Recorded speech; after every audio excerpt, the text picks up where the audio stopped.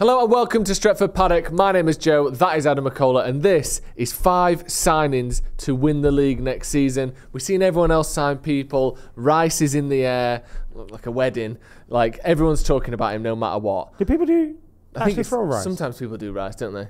Is that, what is that for? Just good luck in that. But United need to sign some players if they want to catch up with the rest of the teams around them.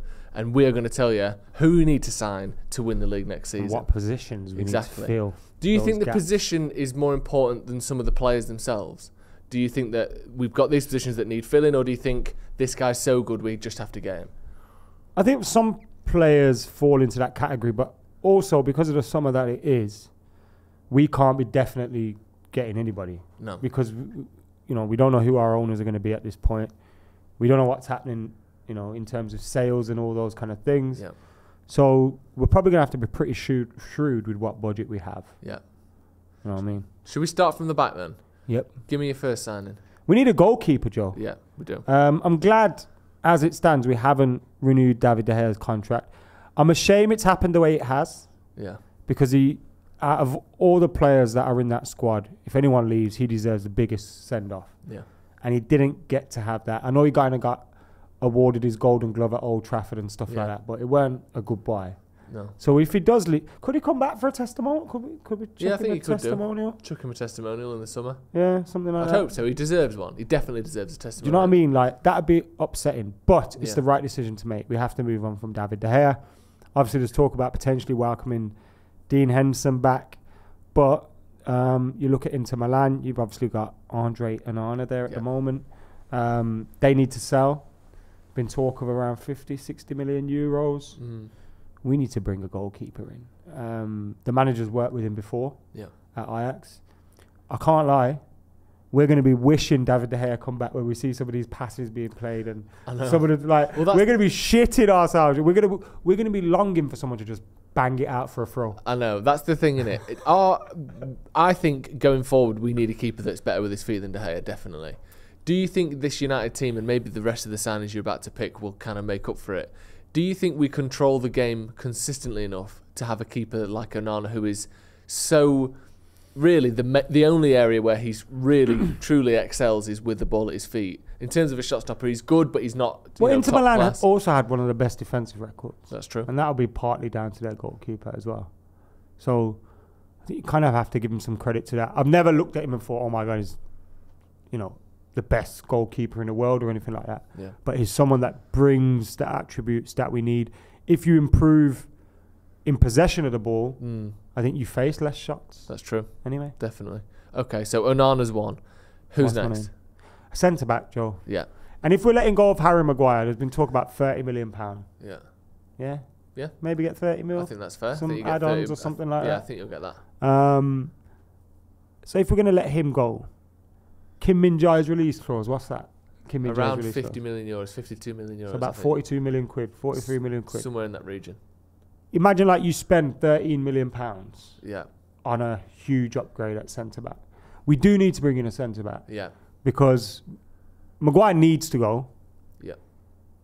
We're going to have Luke Shaw, Varane, Martinez and Lindelof that can play centre-back. Luke Shaw ideally is going to be playing at left-back. Yeah. And only playing at centre-back in injury. So we need a centre-back, don't we? Definitely. Min-Jae, I think, Fabrizio Romano reported earlier in the few weeks ago, we had agreed terms with him, waiting for that. I know Bayern Munich have been reported to have agreed terms with him since. But if both teams are now waiting for his release clause to become active, make it happen. Yeah. It's going to be exciting, isn't it? On the 1st of July when it kicks in, who can get him first? It's weird though as well because United might not be in a position where we can do that at that point. No. You know what I mean? Because we're relying on outgoings, who the owner's going to be, all these different things. Yeah. If we've not sold Maguire yet, maybe we don't have that authority. I'm and hoping that now the international thing's over, he's sharpish out. Yeah. Get him out of there. McTominay, get them out of there. Just get them out of there. Fred. Yeah. Well, if you're getting rid of McTominay and or Fred, you need a midfielder. What are you going for? I don't understand why people are complaining so bad about Mason Mount. That's because you've sat next to Rory for the last 3 years. No, and he's been telling you how good he is. No, man. I think Mason Mount is a very shrewd signing. Look, I think we're paying probably about 10 million too much. If we end up paying about 55 million, it's probably about 10 million too much. But look, as long as we can make our other business happen, I think it'd be a great bit of business. Shrewd is about 24 years old. Yeah, he's won the Champions League, played at a high level, international level, Premier League, all those kind of things. He can improve. I think he's an upgrade. I think there'll be some games that call for Eriksen. Yeah. But I think 70% of the time you start him out over Eriksen. Yeah. Is an alternative for Bruno Fernandes. Yeah. He can play it like on the left if you wanted him to. Like, he gives so much, and I think his work rate, his application in trade, I think all those things will help Man United be a better team. And I think Ten Hag, like, a lot of people are judging him off last season. Like, remember Rashford and the Rangnick? And also, no one's saying the same about Kovacic. Or Havertz. Like, people are a bit more about Havertz. But I think because City's signing Kovacic and people are so confident in City, they just go, well, yeah, Kovacic has been inconsistent the whole time he's been at Chelsea. And if Kovacic he had a is poor worth season last year. 30, yeah, the Mount is worth 50. I would say so. I think Kovacic is a decent player. But in terms of output, which is the thing that really puts a premium on someone's price tag, it's how many goals and assists can you get. The answer is none for Kovacic. And he's 29. Mason Mount is 5 years younger. We could sell him on. Resale value is possibly there if it's, the transfer don't work out. Like you said, I think that's a really good sign. And I think he's more of a Man United player than people are giving him credit for. Yeah, Bruno, like you said, Bruno can have a rest. Eriksen can maybe either be replaced or have a rest. Rashford can occasionally play up front and you put Mount on the left. And what about sometimes when you need to put Rashford on the right or something? Yeah. Bruno on the right or something. You can still play a quality player in midfield. Yeah, I think he's a great signing. And having a versatile, hard-working midfielder who can actually score and assist. Like, we've got versatile, hard-working midfielders with Fred and McTominay. But I know Fred gets a goal here and there, but his actual finishing ability and his ability around the box is below par. Mount is actually excellent at those things. I think it'd be a really good signing. All that. I do think we need another midfielder as well. Yeah. Anyone particular? Who that is? Like, in an ideal world, you get rid of McTominay and Maguire and somehow you can make a deal happen for Declan Rice. But you're living in a world where Arsenal have already started bidding, even though it was like 19 million up front and the rest of the installments crazy. Yeah. City have entered the race. Yeah. Is it realistic? Probably not. I do think we need another midfield, especially if McTominay and Fred go. Yeah. You got, I know Zidane didn't play last season, but he's gone. How do you feel about that, by the way? Because we've not spoke about that on this channel. I didn't think he got a chance, really. Yeah, I would agree. To play. And that's the disappointing thing. That's why I think, do you not just send him out on loan? I was going to say, if you got 5 million, 10 million, you go, all right. Yeah. I understand it. Because, we're in a summer where you need to make some money. But we got 1 million. It's not even it's like 2 weeks of De Gea's wages. I know. Like, what's the point? Like, who benefits out of that? Yeah. I know he will go and go. I think he's really excited to play there. He's already been to the training ground. Like, he wants to play Eredivisie. He wants to play men's football week in, week out. Yeah. He's excited. Yeah. He benefits massively. Utrecht benefit. United don't benefit out of that. Why not send him to, like, obviously they'd have to need him, but like a Sheffield Wednesday or someone coming into the Championship, or like a stable team in a slightly lower league like a Utrecht or someone on loan. And then even with an option to buy, like 5 million, 6 million option to buy, like I said, that's the strange thing for me. I understand Ten Hag seeing him. I trust his ability to, look at talent and assess that. But for 800 grand, and surely it's worth the chance of loaning him out. He was in the squad all season. Yeah. Didn't allow him to go out on loan. No. Didn't allow him to go to the Under-20s World Cup. Yeah. Sad, really.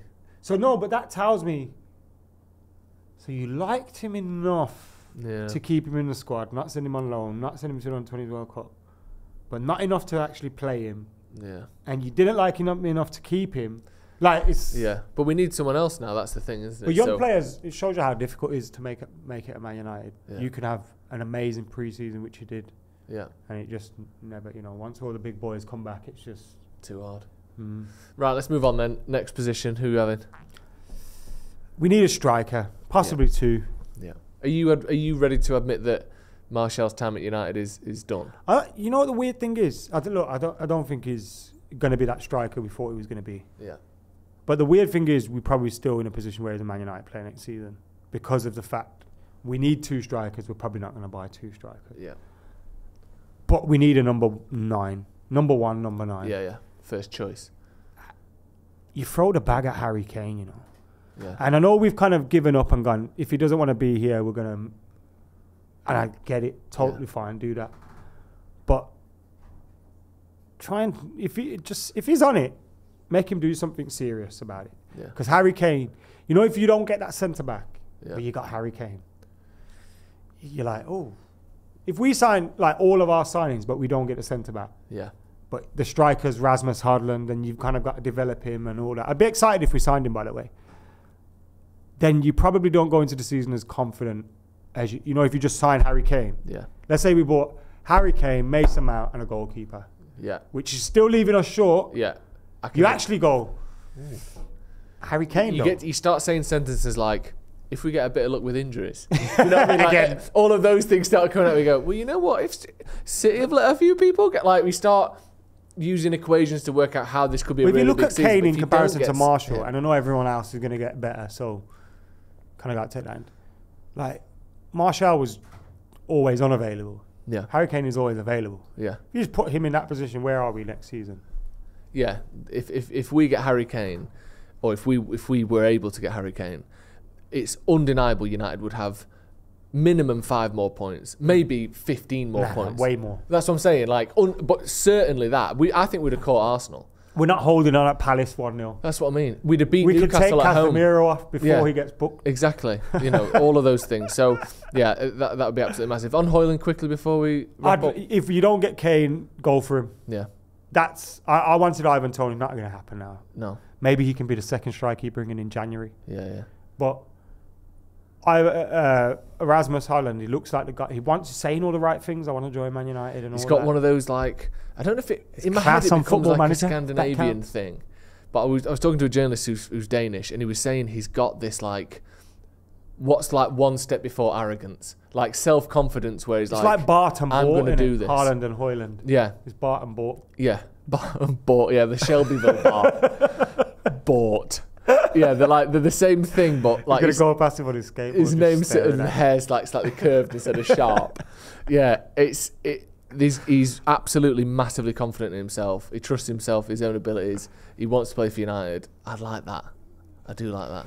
All right, just listen. You know, before any of these things can happen. Yeah.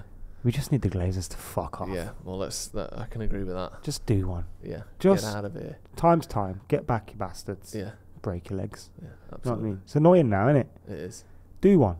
Yeah, fuck off. So then we can start crying about being a sports washing vehicle instead. Yeah, let's give us something else to worry about. Right, that's going to be all from us. They are the 5 signings to help win the Premier League next season. 21's coming. 21 is coming. That was Adam McCullough. I've been Joe Smith. Hit subscribe if you haven't already, and hit the notification bell as well, because we're going live every time there's breaking news. So you want to be first there. Hit the notification bell, and you'll get a notification every single time we go live.